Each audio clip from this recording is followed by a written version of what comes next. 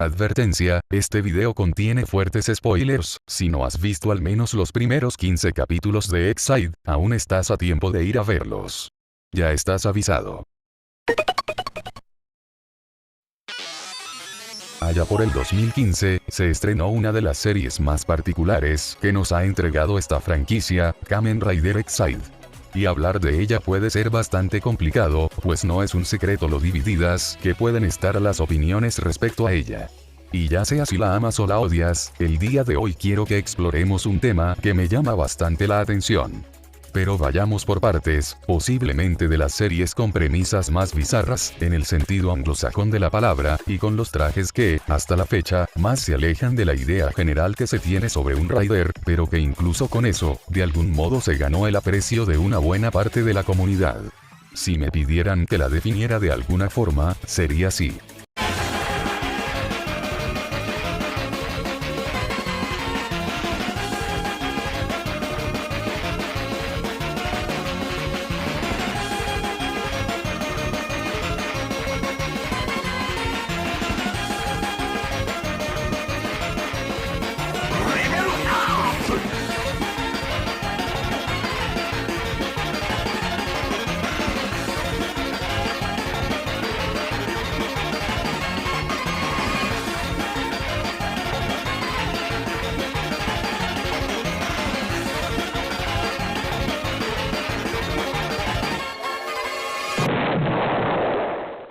Es una montaña rusa, que si bien se mantiene entretenida de principio a fin, cuenta con un inicio al que, si bien no llamaría malo, sí deja bastantes cosas que desear, pero que está en constante evolución, y que en sus picos más altos, puede hacer que te olvides de sus defectos. Pero es aquí donde me surge la pregunta. ¿En qué momento Ex-Aid pasó de una cosa a la otra? O, mejor dicho, ¿qué fue lo que hizo cambiar a la serie? Por lo que demos comienzo a este video. Empecemos por el inicio. Hace 7 años apareció una peligrosa enfermedad conocida como el virus Buxter, un patógeno de origen desconocido, que cuenta con las características de un virus de computadora, pudiendo desde tomar el control del cuerpo de quien lo padece, hasta en casos extremos, borrar a la persona en cuestión, cosa que a su vez, dará nacimiento en el mundo real a un Buxter, nombre también de su raza, un personaje proveniente de algún videojuego. Ante el creciente peligro que representa esta enfermedad, el Ministerio de Salud japonés, en colaboración con la desarrolladora de videojuegos, Gen Corporation, crearían el Cibercentro de Rescate, la entidad que en secreto es la encargada de la investigación del virus, cuyos miembros más relevantes son un grupo de médicos quienes a través de los Heimer Drivers, pueden utilizar los poderes de un rider, la por el momento, única forma de separar al Buxter del paciente, para así proceder con la operación. Hu Yuan-u, un pediatra novato, y anteriormente un talentoso jugador, terminará por unirse al cibercentro cuando en medio de un altercado con un paciente, opta por arriesgarse al usar el driver, para salvar una vida. Ahora, teniendo que actuar como Kamen Rider Ex-Aid, se encargará de cambiar el destino con sus propias manos, y lo hará sin usar ningún continuo. En sus inicios, se mantienen dos constantes durante Ex-Aid, una historia dramática que se sostiene sobre mucha comedia, ya sea voluntaria o no, y un grupo de personajes cuanto menos deficientes. Y no, con eso no me refiero a que sean malos, me refiero a que en su mayoría, son personajes egoístas, personas que en el pasado perdieron algo por culpa de esta enfermedad, y que ahora, sus formas de afrontar las cosas chocan entre sí. Es aquí donde llega Emu a intentar hacer la diferencia.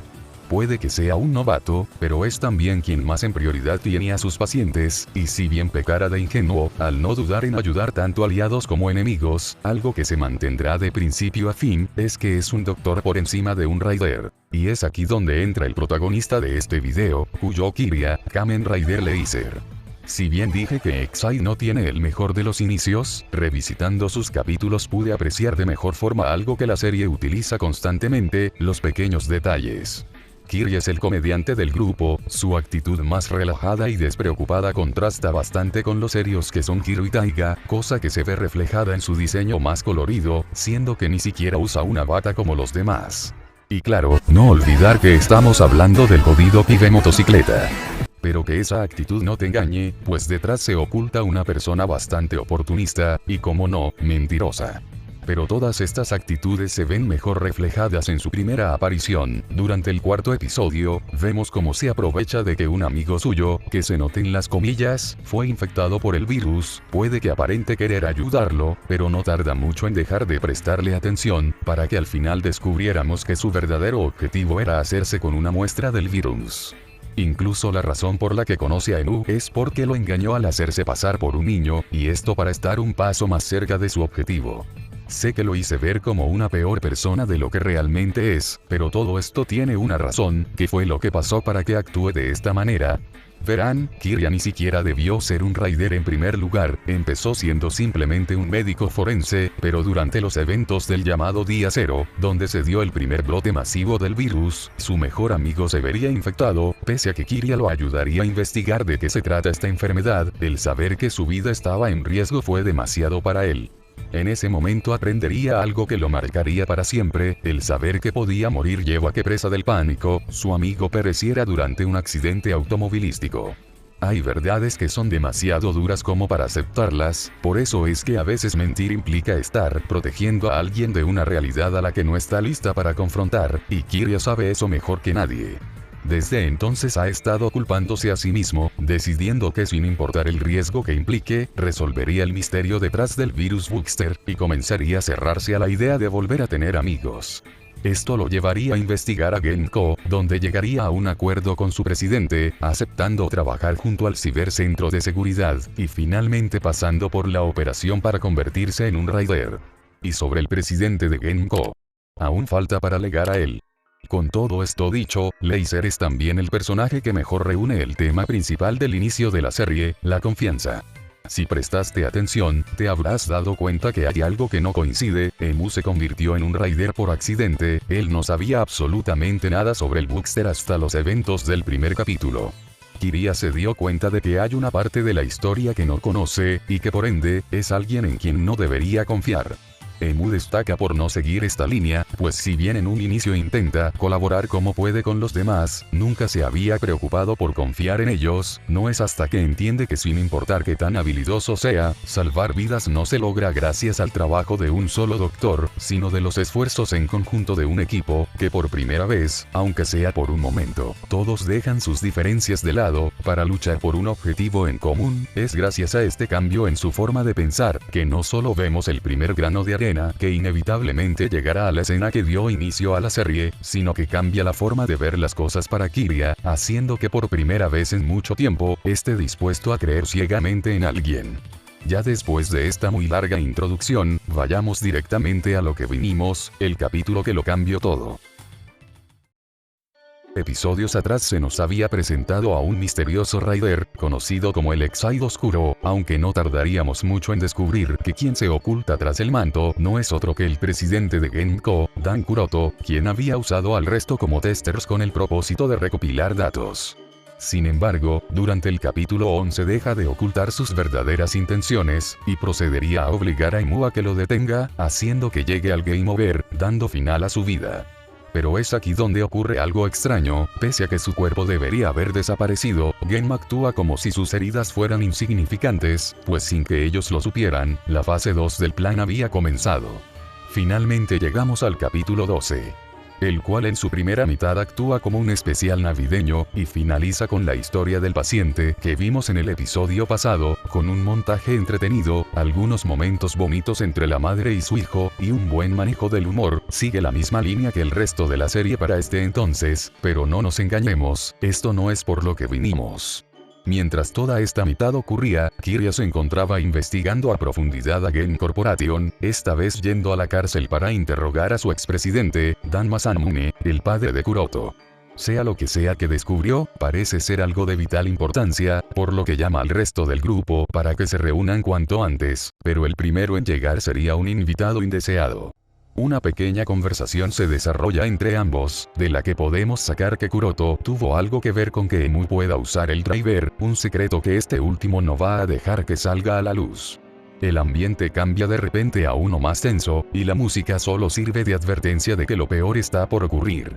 Kirya se comporta de forma confiada, ya han derrotado a Gen, y ahora que perdió su level 3, esta no será la excepción. ¿Verdad? Dangerous zombie.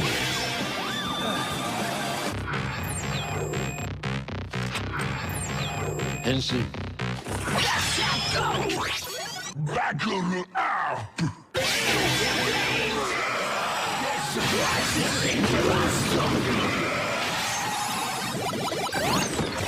Kuroto hace gala de lo que consiguió con los datos de su propia muerte, un level 10, de Yara Zombie. Por más que Kiria lo esté dando todo, Gen no retrocede en lo más mínimo ante ninguno de sus ataques, y por más que intente retrasar lo inevitable, los demás no van a llegar a tiempo. Llegamos al punto de quiebre, Gen no duda en cruzar la línea, y termina con la vida de Kiria. En una escena ya icónica para la serie, este intenta aferrarse a Kuroto con sus últimas fuerzas, impotente ante el hecho de que no cumplirá lo que se prometió hacer por su amigo. Los demás llegan y Kuroto abandona la escena.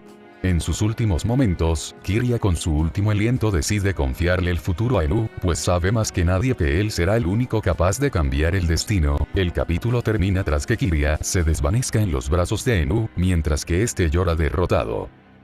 Y Dios, vaya que hay cosas que decir al respecto. La muerte de Kiria es un momento impactante, algo que genuinamente no te esperas que ocurra, llegando al punto de que en Japón se viralizó el hashtag, porque Laser tuvo que morir tan pronto, llegando a ser incluso una decisión controversial, pues varios padres tuvieron que explicarle a sus hijos qué significa la muerte, en plena Navidad. Este momento realmente se siente como una pérdida, no solo porque por su carisma, se volvió el personaje favorito de varios durante esta primera parte, sino porque Laser fue el primero al que Emu pudo haber llamado su amigo. Que el episodio empiece con ellos afianzando la confianza que el uno tiene por el otro, hace que realmente te siente mal el ver cómo Emu se rompe al no haber podido hacer nada.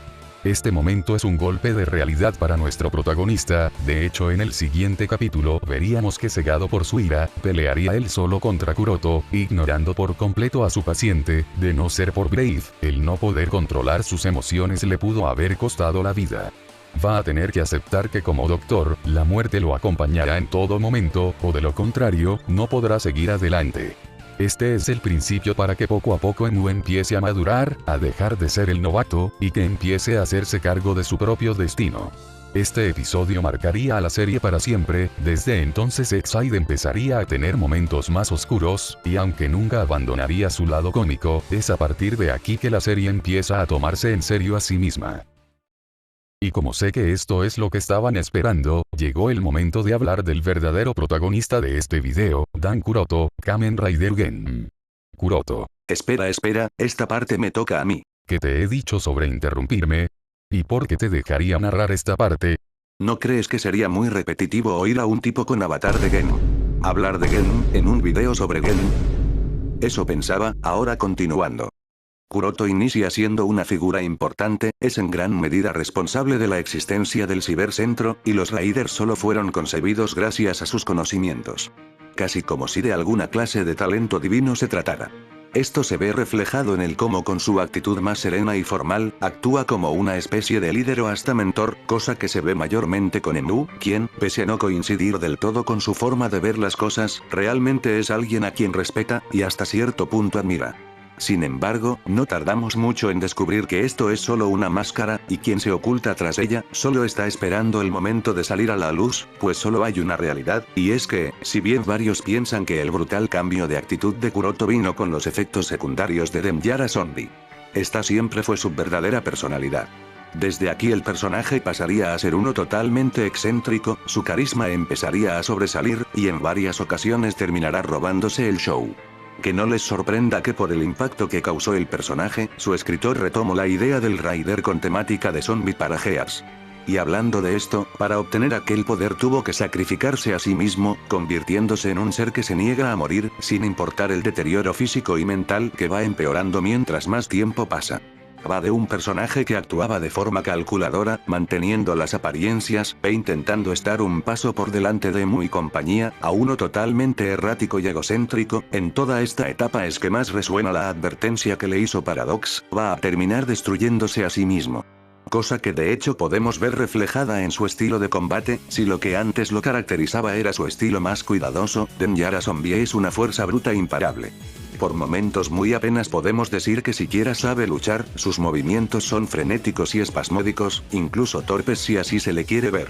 Y esto, lejos de ser malo, es de las cosas que mejor aportan a la caracterización del personaje, pero antes de seguir, ¿podemos pararnos un segundo a apreciar este diseño?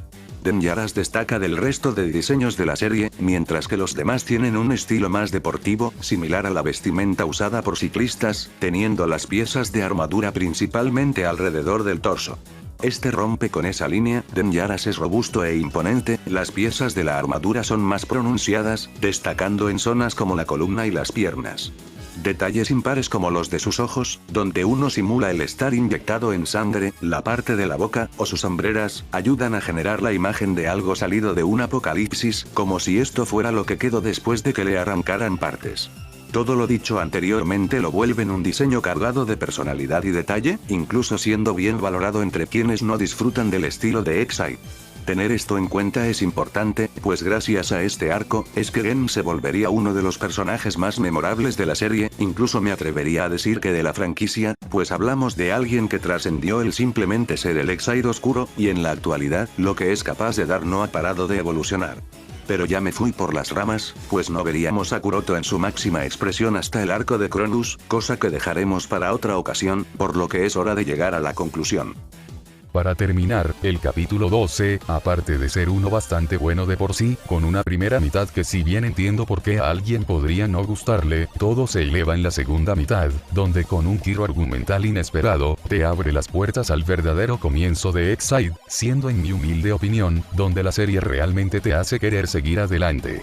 Aparte de que marca un antes y un después para la serie, es desde aquí donde todo empieza a tomar un rumbo, los misterios detrás de la historia irían siendo revelados, y se empezarían a cocinar a fuego lento los ingredientes para el arco final.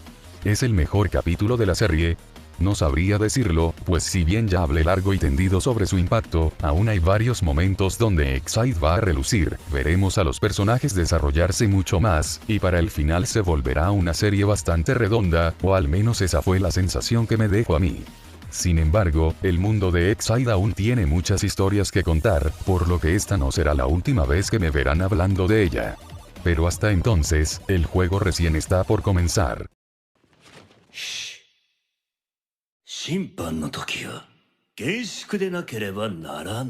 Y con eso damos fin a este video. Me alegro de que hayas llegado hasta el final. Si el video te gustó, o si hay algo que crees que me faltó por mencionar, siéntete libre de hacérmelo saber en los comentarios. El formato de este video, con un poco más de análisis, es algo que recién estoy probando, por lo que me gustaría saber qué opinas sobre traer más contenido del estilo. Un like, o una suscripción, son formas de mostrarme tu apoyo, y es algo que realmente te agradecería. Ya sin nada más que... Bueno, hagámoslo una última vez.